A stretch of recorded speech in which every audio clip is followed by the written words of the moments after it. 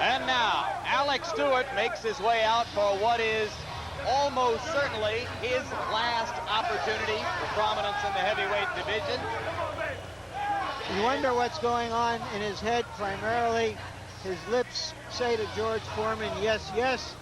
What does his heart say? He has a very worried look on his face. He actually looks like he's in pain. Well, at least he has sweat on him. Remember when he came into the ring against Mike Tyson in December of 1990, he was dry as the proverbial bone.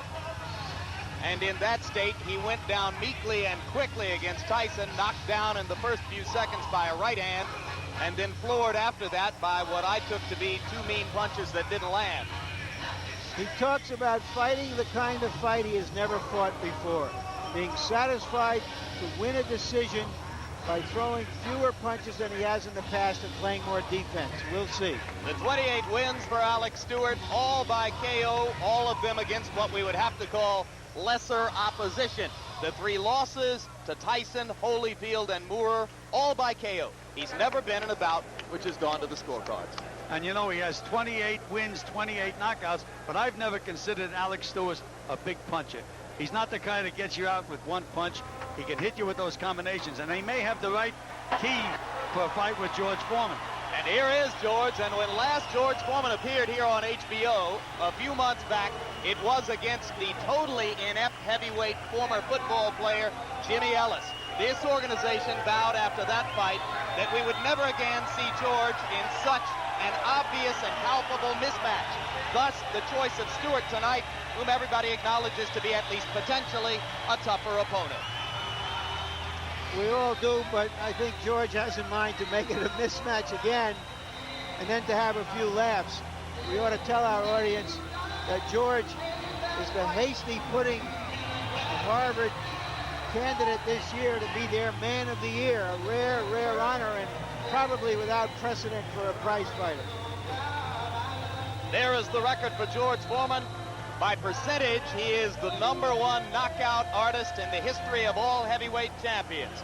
70 wins, 3 losses, 66 of his wins by KO. Larry, has he earned, by any measure, another shot at the championship?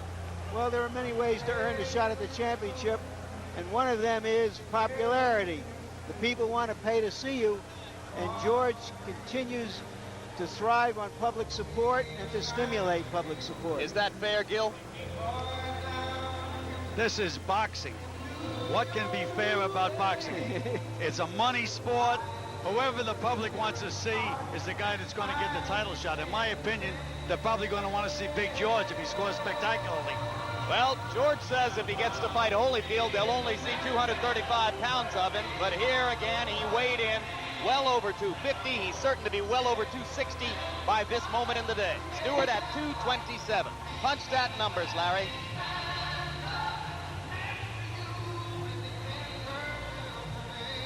Here's a picture of how they fight. George throws hard punches, lands a high percentage of them. Stewart probably throws too many punches. He has to play a little bit more defense. And here are the jabs. Foreman's thunderous jab isn't just a jab, it's a real weapon. Harold, give us the rules for the fight. George Foreman and Alex Stewart will fight using the rules of the Nevada State Athletic Commission. 10 rounds, 3 judges scoring the fight, the 10-point must system, no standing 8 count, but the 3 knockdown rule is in effect. Only the referee can stop the fight. You can be saved by the bell in the last round only, and in case the fight is stopped at an accidental cut, we go to the scorecards after 3 rounds have been completed. Before that, it's a draw. Jim. And now let's go up to Michael Buffer for the pre-fight introductions. Ladies and gentlemen, this bout is sanctioned by the Nevada State Athletic Commission, Chairman Luther Mack, Commissioners Dr. Elias Sonham and Dr. James May, Nat Carasali and Bruce Lane, Executive Director Chuck Minker. 3 positions in attendance at ringside, Dr. Flip Homansky, Dr. James Wishgame, and Dr. Robert Boyd. The timekeepers at the bell, Al Bisick and Mike Licella. The 3 judges assigned to do the scoring for this bout on a 10-point must system are Patricia Jarman, Art Laurie, and Dalby Shirley. And when the bell rings, the man in charge of all the action, referee Richard Steele. And now, ladies and gentlemen, From the Thomas and Mack Center in Las Vegas, Nevada, Bob Arum's Top Rank Incorporated and Ron Weathers Promotions, along with the famous Las Vegas Hilton Hotel and Casino, in association with the undisputed, undefeated King of Beer, Budweiser, present the featured bout of the evening. So, ladies and gentlemen, let's get ready to rumble!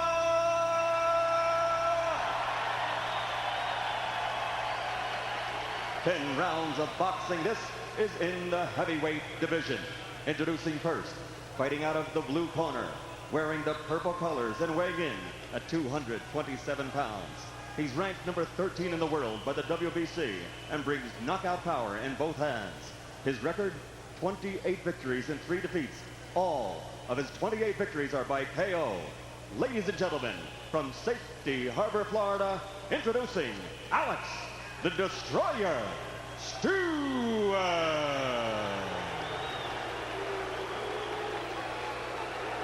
And his opponent across the ring, fighting out of the red corner, wearing the blue colors with red and white trim, he weighs 259 pounds and comes to us from Houston, Texas. This 1968 Olympic gold medalist is the greatest KO puncher in the history of the heavyweight division, with a record of 66 KOs in his 70 pro victories against only 3 defeats. Tonight, we continue the ongoing saga of this boxing legend, presenting the IBF #1 contender in the world, ladies and gentlemen, the former heavyweight champion of the world, Big George Foreman.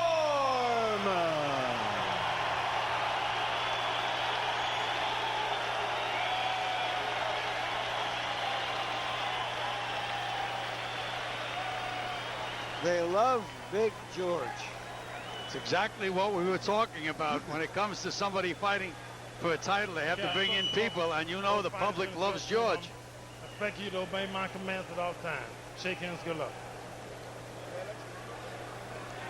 And once again, Richard Steele, the main man in the ring, Richard Steele, you'll recall, had difficulty a few months back bringing himself to stop the Jimmy Ellis fight, as Foreman would pound away at Ellis and step back, inviting Steele to bring an end to it. And Steele, who has, of course, been criticized heavily in the past for stopping fights, notably Razor Ruddock versus Mike Tyson #1, and Meldrick Taylor versus Julio Cesar Chavez. Round 1 of 10. And Foreman, according to Larry Merchant, must step forward immediately and try to make Stewart remember his bad moments against Tyson and Moorer.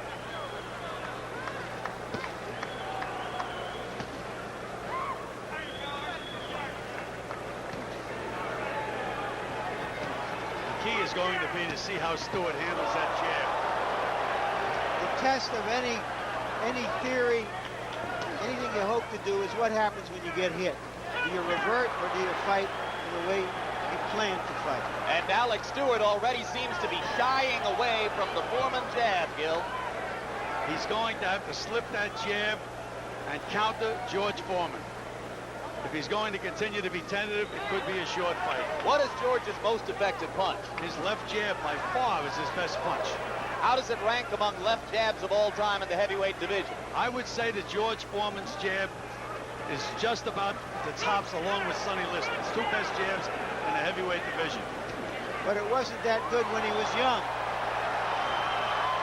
Midway through round 1, and Stewart is beginning to cover up and not fire back very often.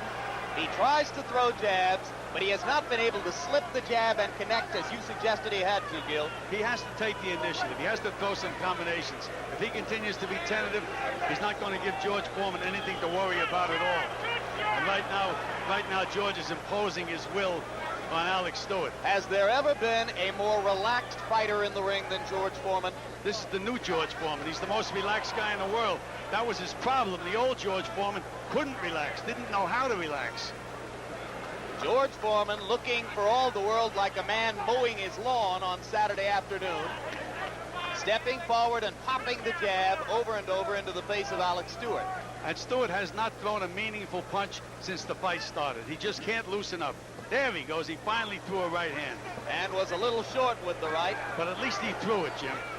You hate to see a guy go out there and don't offer any opposition at all. And now Alex begins to get busy with the jab, and George tries to land over the top with a second-class male right hand that was about a week late in getting there. And up to this point, Stewart has not been able to handle George Foreman's jab. George is scoring a lot of points with that jab. There's a combination by Stewart. Good 1-2 punch by Stewart. The right hand over the top landed, and it suddenly energized Foreman, who danced away.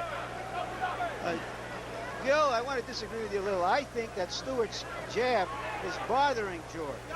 He's hit him 7 or 8 jabs that I think have bothered him. This bell is early, isn't it? No? All right.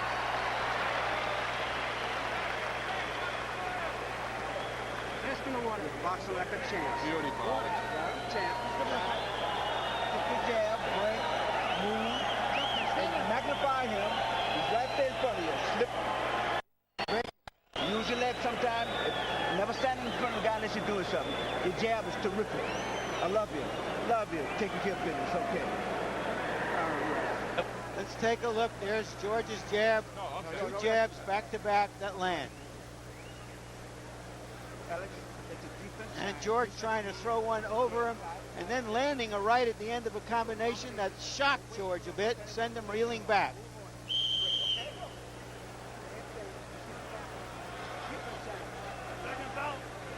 Actually sandwiched 2 rights around the left hand, did Alex Stewart.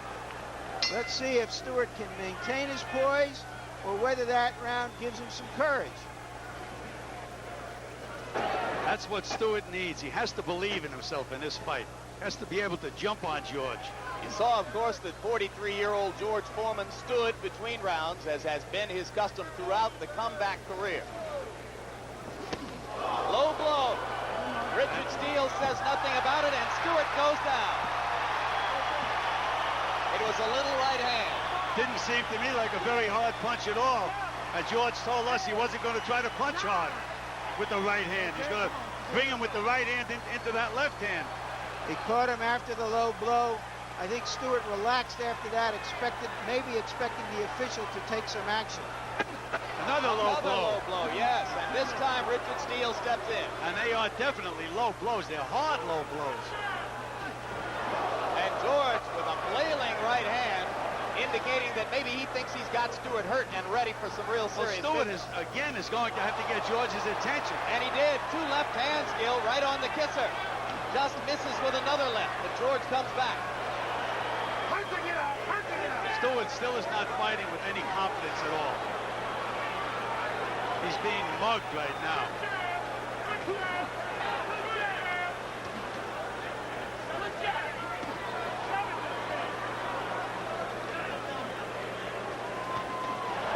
Another right hand and another knockdown.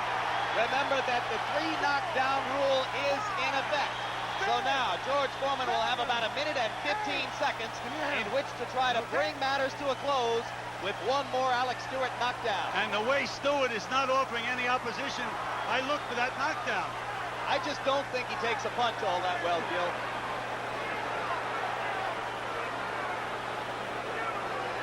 Or maybe he freezes against power punches. Larry Merchant made the point earlier, some fighters just have a different psyche when they go into the ring against a big puncher.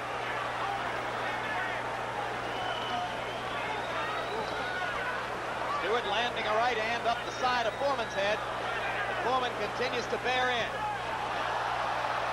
And George is rocked.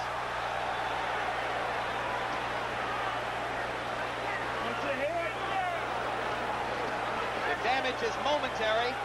Foreman with 28 seconds and still a chance to bring matters to a close. Don't hold him, don't hold him. Punch him out. Well, I would like to see Stewart survive this round.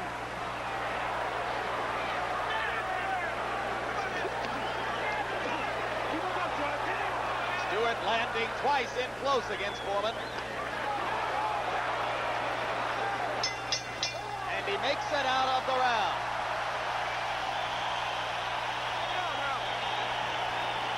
I don't want to question that man's courage anymore, Alex Stewart. Do what you gotta do. It's high, Alex. It's not. You're gonna beat him. You can beat this guy, baby.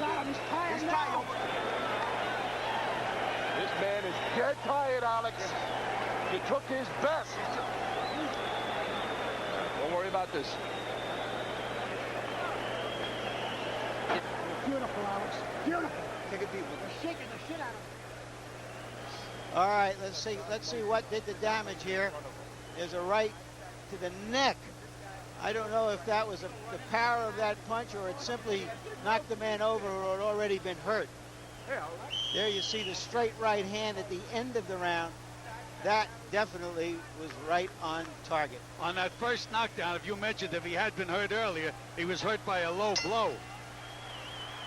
Punch stat numbers through round number 2 have George Foreman landing 61% of all punches, 73% of his jabs. So Stewart hasn't been able to stop him.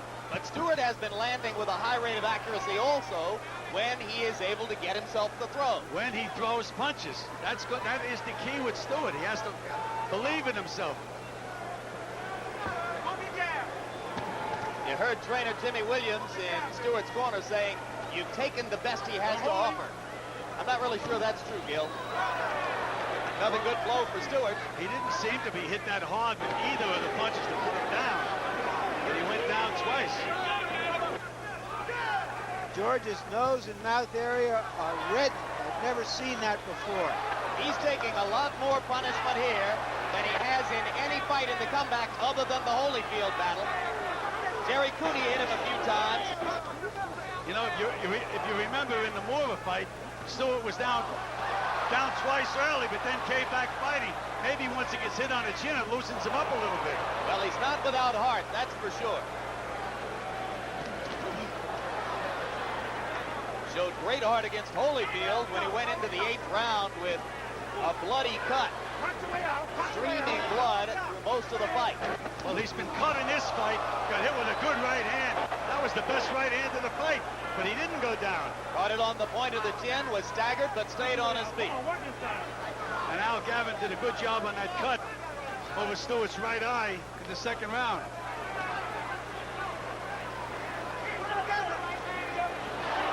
Foreman staggering a little bit as he moves in and throws. Stewart still having trouble getting out of the way. Here's the telephone pole jab again. And again, Stewart is standing dead still. He's in against a very slow guy. He should be moving a little bit. But he's landing some counters when George misses. And if he can keep that up, he may yet be able to turn the tide of the bout.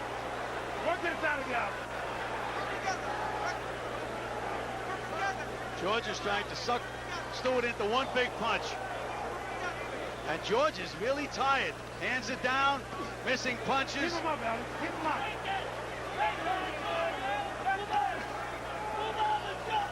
Both fighters very tired as we come to the end of round 3. We told you in the middleweight championship bout how soft the surface is under the ring canvas. And it's an 18-foot ring only, which makes it a lot easier for George to find Alex Stewart. And now Richard Steele wants timeout to put the mouthpiece back into Stewart's mouth. First he takes him to a neutral corner, then he takes him to Foreman's corner. And now he's going to take him to his own corner. Well, that's 3 out of 4. If he goes to the other one, he'll have to introduce him to George, who is standing and watching the whole thing. And George appears to be almost gasping for breath as he waited in the corner. Well, he got a little rest against those ropes. I think they're both getting awfully leg tired on this mattress they're fighting on. That's a very good point, Jim. Very difficult to fight on a soft canvas.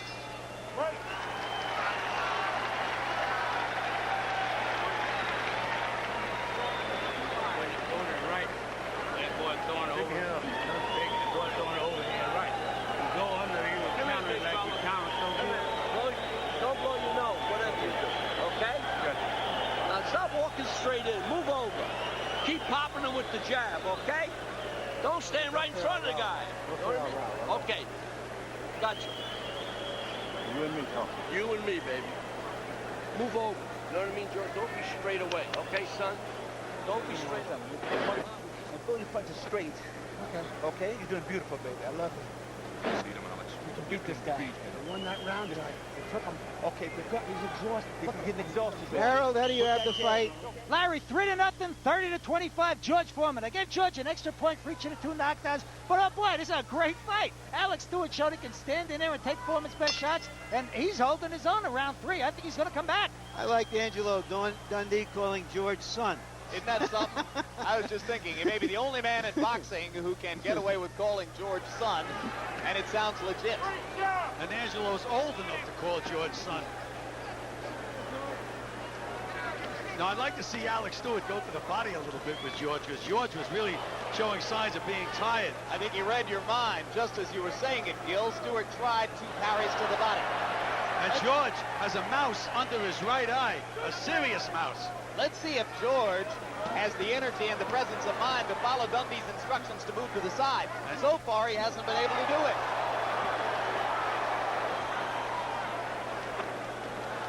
He is still right in front of Alex Stewart, Gil, and taking a lot of punishment because of it. Taking a lot of punishment this round. I haven't seen George take this much punishment in any fight in a long, long time. And Stewart is fighting a very disciplined fight, Gil. Something Yes. we didn't think he could do. He is, and he's paying attention to his corner, just threw a couple of pretty good body shots. And he has George's eye close to closing. You talk about a career resuscitation. If Alex Stewart could score a victory over George Foreman, he'd have new life.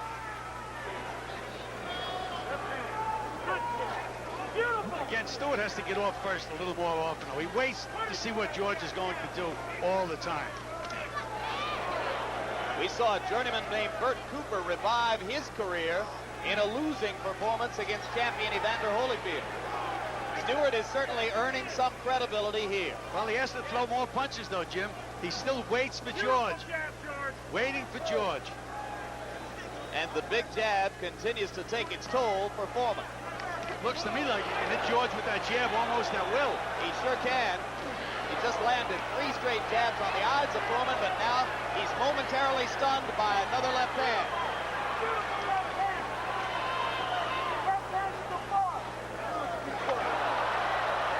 George puts his hands at his side and talks to photographers at ringside while Stewart hits him. I don't think I've ever seen that in a fight before, even from Muhammad Ali. Larry, yes, in the Larry Holmes fight with Ray Mercer, he stopped and talked to the cameraman during one of the rounds. Well, if Stewart keeps hitting George like this, the big man won't have much to talk about tonight. This has been a very good round, particularly the last minute for Alex Stewart. I think this has been a big round for Alex Stewart. And with each passing minute, he's learning more about what he can do pretty easily against Big George. Like that right hand right there. He's got to stop eating the jab, though. Alex Stewart wants to extend this fight in the hopes of getting Foreman tired. That could be the first brick in a road to a victory. Shut up, shut up. Number 5 coming up. Yeah, right here. Right there. How about a rinse? Rinse? No, I'm not doing Okay. Good round coming up. Then what you're going to see him be done is 10 Watch rounds. Alex Stewart, never known for a jab, but he's thrown a bunch of them here. There he throw a 1-2, a right, followed by a left. There's a left, followed by a right. That was short. More jabs. Stiff, hard jabs. And George is talking to the photographer, ignoring Stewart. Why didn't he jump on him with about 6 punches there?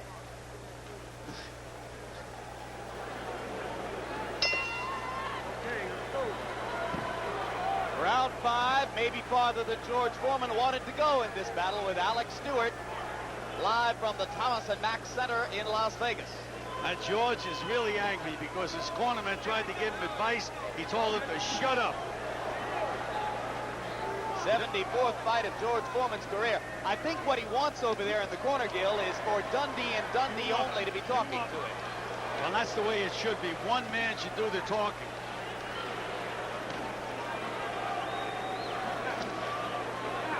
Again, Stewart keeps waiting for Foreman to lead.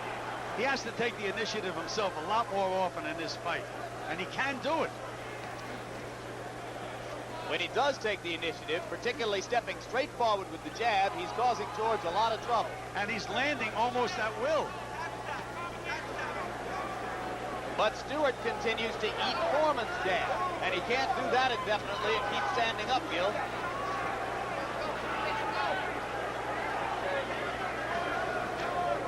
Straight right hand, got through the guard for Stewart.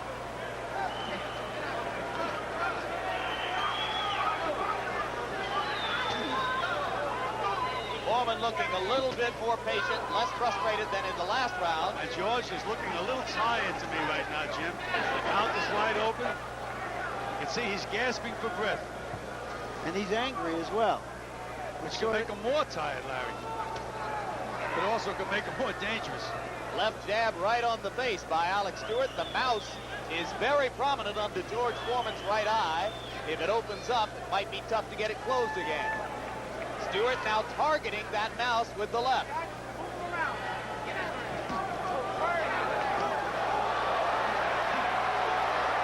And Stewart standing still taking punishment. Why? Why? He just keeps watching George, letting George get off. He's being led by George Foreman.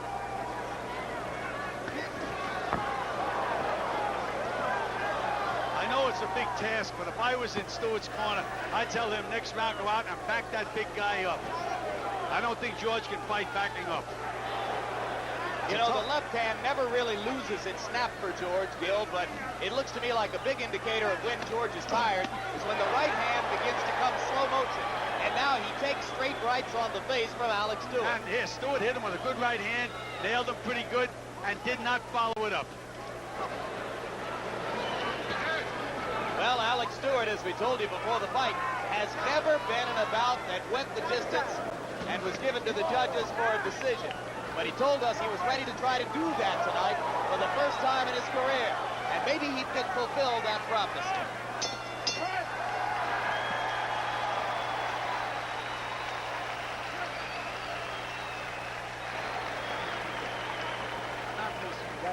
I got it. Alex, beautiful, baby. Beautiful. Don't stand on the rope, baby. Don't. Nice and easy.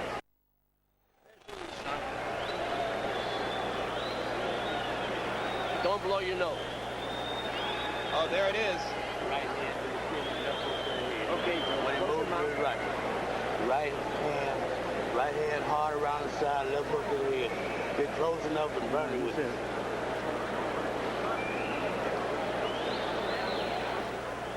Okay. Good and smart.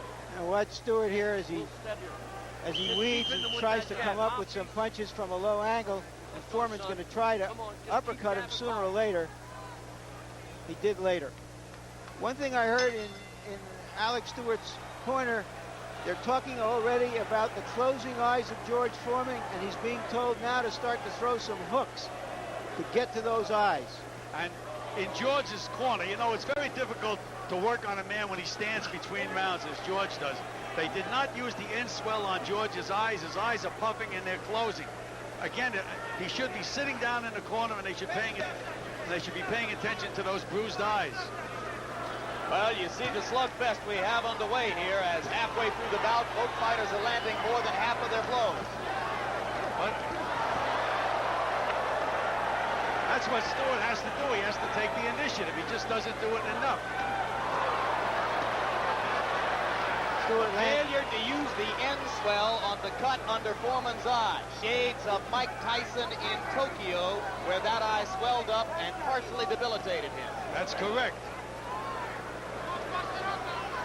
Will Dundee ask George to sit on a stool so they can do better work on the cut? Well, I think he should. But, you know, it's difficult working with George. He tries to be in charge of everything himself. Jimmy Williams is right. Both eyes are closing on Foreman. Stewart's got a big chance here now. And George is trying to dance now. He's trying to get some life into himself. He knows that Alex Stewart is landing at will, and the time may be running out on the second career of Big George Foreman. Right hand over the top lands for Stewart. Crowd tries to get Foreman going, chanting, George, George, George. 3 straight blows directly on the face by Stewart. Foreman less and less aggressive as round 6 goes on. That's what Stewart has to do. He has to take that initiative, get off first. Keeps waiting for George. Now he's loosening up a little bit and becoming a lot more effective. Remember that Alex Stewart was floored twice in the 2nd round. Since that time, he has built an increasing crescendo, tattooing George Foreman with rights and lefts.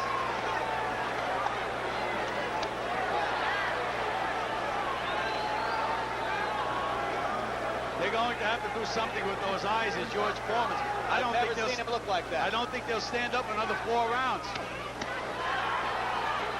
That's what Stewart has to do. Punch to that body, sets up those head blows.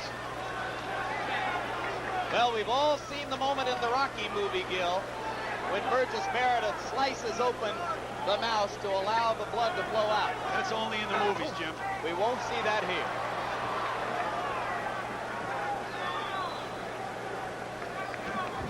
But they've got to sit him down and use the iron in-swell on him to have any chance of getting that swelling down.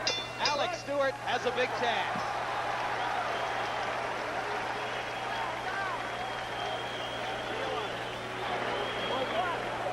On what? They get a steal on that. They put a stool in the corner, but George won't sit down, at least not yet. Angelo Dundee just asked for the end swell, and there it is. You got to start coming up with your shots off your jab. You got to start coming up. You get over the top. After you finish jabbing, he ducked. I know. Come over right. Okay. Come on the other corner on either side. Harold, how do you have the score now, quickly? Larry, 4-2, 58-54, George Foreman. Certainly those 2 knockdowns in round 2 are hurting Alex Stewart in his scoring, and you got to wonder, even though he's got the momentum, if he can overcome the big early lead of George Foreman. It's going to be close. All right, we briefly saw the end swell there, Gil. Tell us what it is and what it does. Well, actually, the end swell is not a miracle drug.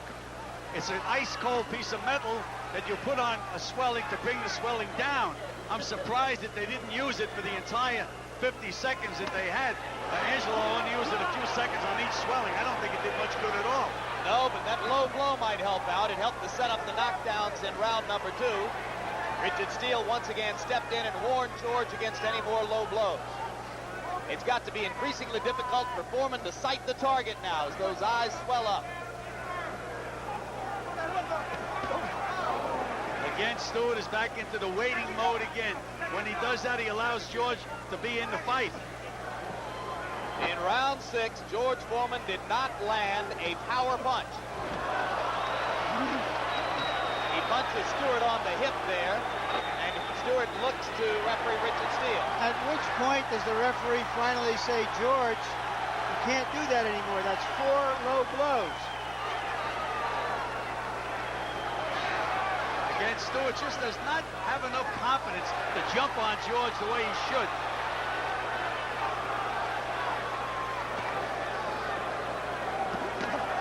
Now he should jump on him again. Throw that second combination.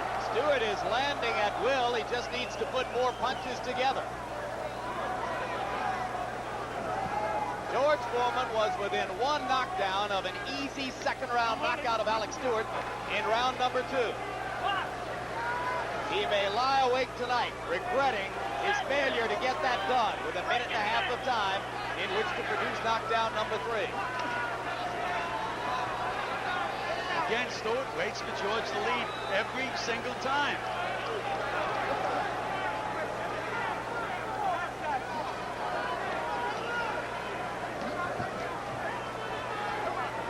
Well, it's time to say to all you George Foreman fans, remember well the glorious night of April 19, 1991, when he went 12 rounds with Evander Holyfield in a valiant effort.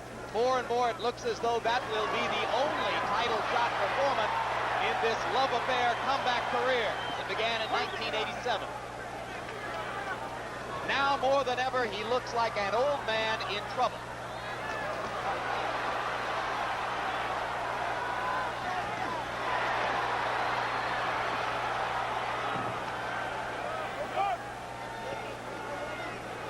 7 coming to a close. Foreman missing wildly with the left. A curious round in which Stewart has his advantage and doesn't seem willing enough to press it until right now at the end of the round.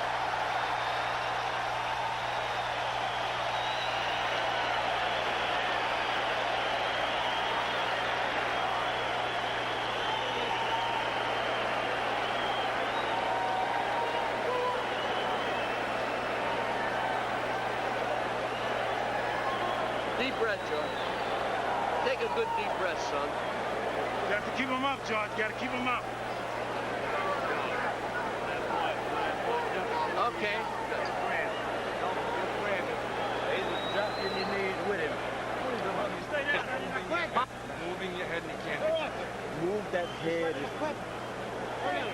Don't touch her. It's all right. Okay, all right. The jab and moving your head, baby, and you'll be the winner tonight. Take a deep one, baby. You know, when he does it, All Stewart is doing is following his corner's instructions, Gil. They're telling him to jab, jab, jab. Well, again, I would tell him to jump on George and take the initiative. He's not fighting a George Foreman of even a year ago. He's fighting now a guy that looks like he took maybe that final walk up into the ring. But Stewart doesn't realize it. He keeps waiting to see what George is going to do. Look at him standing still, waiting for George to lead. Well, but then you have to say the corner doesn't realize it either, and they're supposed to be his extra eyes. Well, that's correct. Again, it's a difference of opinion. I would have him really taking off on George now, taking over. Watch your head. You can lead a horse to water, but you can't make him drink. If there's still a fear in Alex Stewart's heart of the big knockout punch that Foreman harbors, then no amount of talking from his cornerman is going to get him to step inside with resolution time and time again. But George, Jim, they're not telling him to do that. They're telling him the boxing jab. Now is the time where he has to throw some power punches and take over, as he did at the very end of the last round. The last 10 seconds of round 7 were the most decisive moments of the fight for Alex Stewart. Punch stat numbers through round 7 show that for the first time in the bout, Stewart has now thrown and landed more punches than George Foreman. And Stewart is tired as well, you know. A couple of very tired heavyweights pounding away. Foreman, sensing a chance, tries to move forward. Again, Stewart's waiting. He's waiting for the punch. Keep waiting for it. He's going to get hit with it. A roundhouse right lands for Stewart. Foreman fires a left. Crowd on its feet. Let's go. There's the uppercut that Angelo called for to throw that punch up. And he did, and he landed it. Stewart momentarily punch drunk. Foreman trying to find him through blurry vision. Keep him up. And Stewart fights better when he's hurt, Jim. He doesn't have time to think. He fights on instinct. And that's when he's at his best. Come on, go to corner. Go to corner. Time. Go to corner. Time out again by Richard Steele. Foreman gets a chance to rest. Stewart gets a chance to regain his composure. The crowd gets a chance to boo. Harold.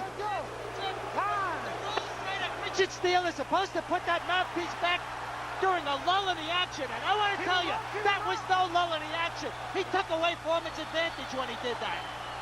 I think that's a little questionable. I thought there was at least a small lull in the action. Again, Stewart fights better when he fights on instinct, when he doesn't have time to watch George to see what he's going to do. How many more chances will Big George have? Might that have been the last big opportunity to sustain his career? It's up to Stewart.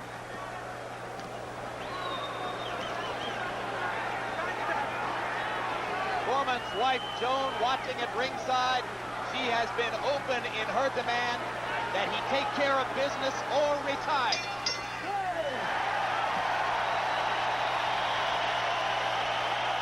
After she looks at his face after this fight, she may tell him to retire right now, win or lose. We only got 2 rounds to go, baby. Only 2 rounds to go. Alex, hang in there. You got him. 6 minutes, that's all. I knew you can make 6 minutes. Okay, let me hold it. You got your mouthpiece out? Okay. Stay still. Take a deep one. Alex, you've got to use the left hand as he's coming. The body gave up 90. Mine got to take away, Alex. The mind. Jab. Deep breath.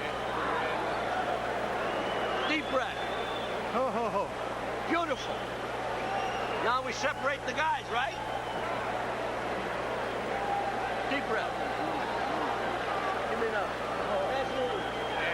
Hey, come here, son. Let's watch what George is trying to do here by coming underneath, exactly as Angelo Dundina told him. But you know, we said earlier that he was getting the Hasty Pudding Club Award of Harvard in May. Right now his face looks like a pudding. It sure does. And Stewart was very, very tired in his corner between rounds. Very tired. Remember, he's never gone the distance. This is the first time Alex Stewart has ever been in a round 9. But in round 8, Alex Stewart landed 61% of his punches, Foreman 57%. They're just firing away at each other. Well, the reason they're landing so many punches, Jim, is because they're both dead tired. Neither guy can avoid a punch. And whoever gets off first is the guy that's landing. So what would you tell Foreman to do to try to go for the knockout here? I think Angelo gave him good advice. Show him the jab and then bring those punches up. And again, if I was in Stewart's corner, I'd tell him to get off first, which he hasn't been doing. By bring the punches up, you mean the uppercut? Uppercut from underneath. And he almost had Stewart out in that last round with those 2 uppercuts. And what do you tell Alex Stewart to do? Certainly not this. No, get off first and try to back George up. He can do it. Crowd begins to come alive again. They'll chant George, George, George in these last 2 now rounds. Stewart should jump right on him again. He landed a good solid punch, and instead he backs up. Yep. Step back. Watch your head. Stewart again. George is landing the bleeding left. profusely, either from the mouth or the nose after that last barrage. I think it's the left side of the nose. Yep. And the mouth. Both mouth and nose, Larry. The blood dripping on the canvas now. And Stewart just is not throwing enough punches. And the blood is just pouring out of that wound. Yeah, it looks as though George might have gotten a cut inside the mouth.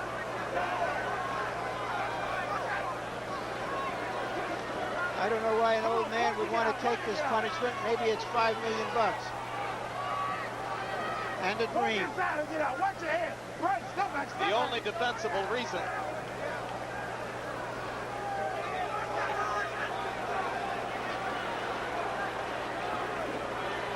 Stewart just is not getting over any big punches.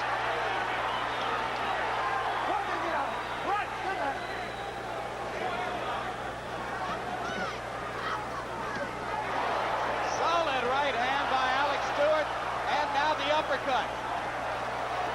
Foreman has never shown any inclination to go down to the canvas, but he's taking more and more brutal punishment with each passing minute. Let him up. Right, step back. And George is looking to his corner for help. They can't help him now. Come on, work. Don't hold him. Right, step back. Watch the elbow. George is almost choking on his blood.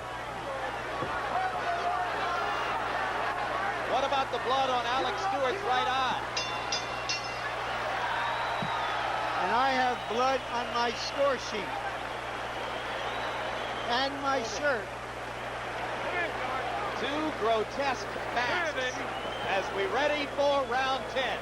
The guy walked And a good thing that it is only 10 for The George. guy's dizzy. He walked. Just the doctor. Can you breathe out there? And Dr. Hamansky's coming into the ring to examine George Foreman.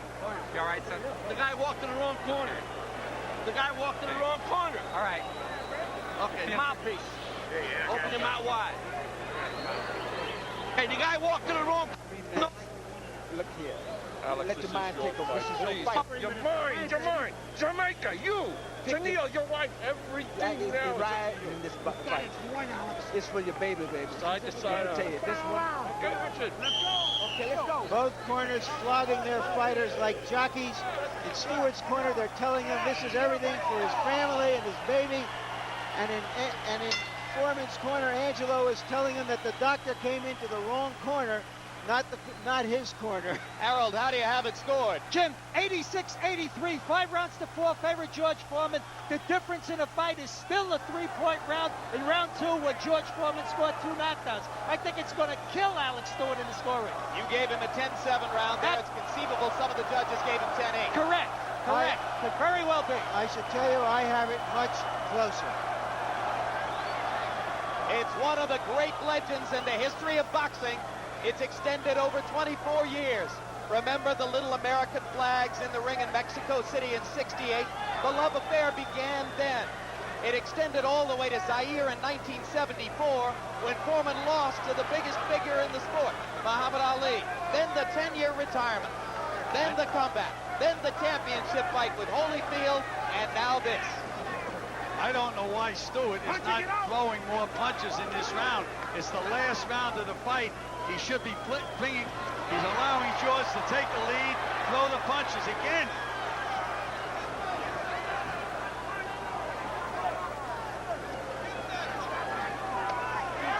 Another low blow. And that may cost George a point. And Steele takes a point away. In my opinion, that makes this a dead even fight. And if Stewart can win this round, I think that he may possibly get this decision. A very tired Alex Stewart bending all the way over in front of us, heaving to try to catch his breath. And Richard Steele is telling him, take his time, take his time. Foreman staggers from corner to corner across the ring. Harold. Say that a fighter who is hit with a low blow must continue after a reasonable amount of time. So Richard Steele can give him as much time as he needs to get ready, but Alex Stewart has to continue. He can't win on a low blow. And here they come. The delay was no more than 30 to 45 seconds. Stewart with a left to the top of Foreman's head. And another, and another. Foreman lands a left. But George's punches have no snap now, Gil. He's just pawing in there. Big right hand by Stewart. He has such a tired man in front of him now. He should really be getting off. There's another mouthpiece on the canvas. Again, it belongs to Alex Stewart. Richard Steele. George has no legs at all. He's fighting on hard alone. And Stewart fights without a mouthpiece, and Steele shows no inclination to stop it one more time. Last round, make it clean, make it clean. If Joan Foreman is a woman of her word, you are looking at what might be the last 30 seconds of George Foreman's career.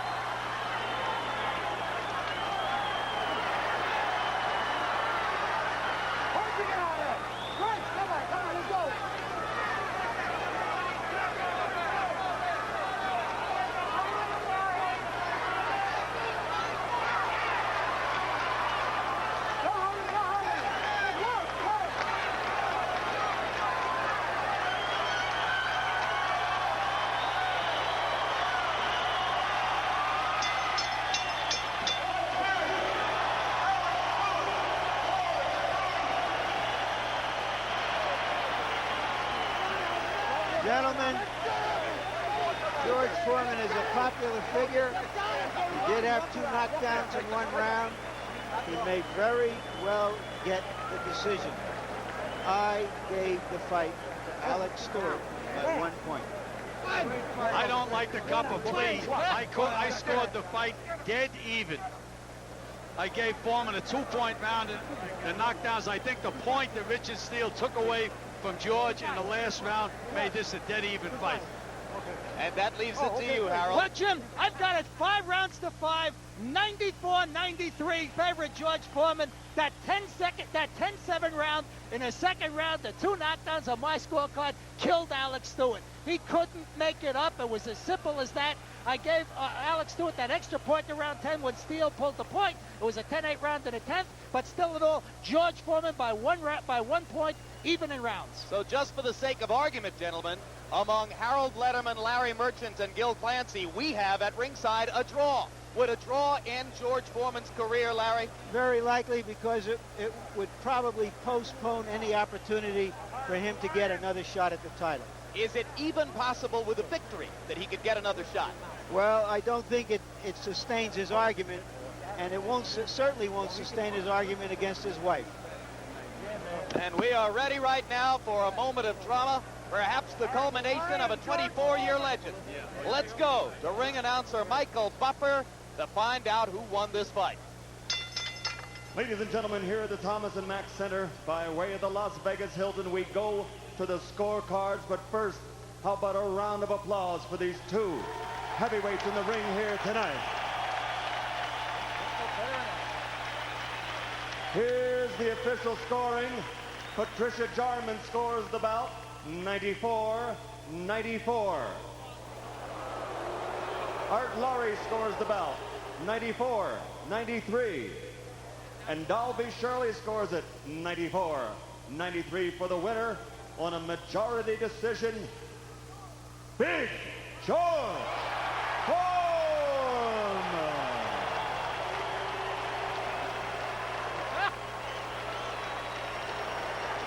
Well, Gil, you've got a feel for Alex Stewart, who may be thinking at this moment that he can't get a break in his life. Well, I don't know. You have to make your own breaks at some time in life. I thought Alex had the opportunity. I thought he fought a lot too tentatively in this fight. He gave George Foreman a lot too much respect.